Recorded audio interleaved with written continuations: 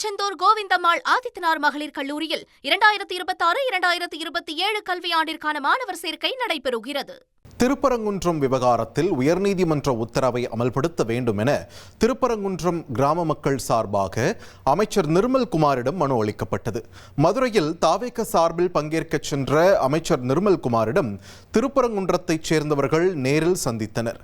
அப்போது உயர்நீதிமன்றத்தின் உத்தரவுப்படி தீபம் ஏற்ற வேண்டும் என திருப்பரங்குன்றம் கிராம மக்கள் சார்பாக அமைச்சர் நிர்மல்குமாரிடம் மனு அளிக்கப்பட்டது.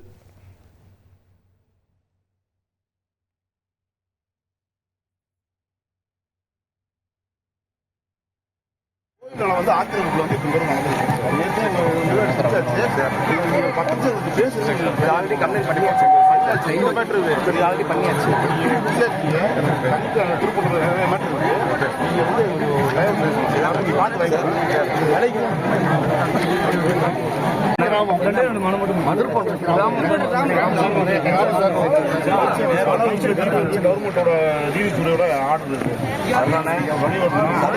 திருச்செந்தூர் கோவிந்தம்மாள் ஆதித்தனார் மகளிர் கல்லூரியில் 2026-2027 கல்வியாண்டிற்கான மாணவர் சேர்க்கை நடைபெறுகிறது.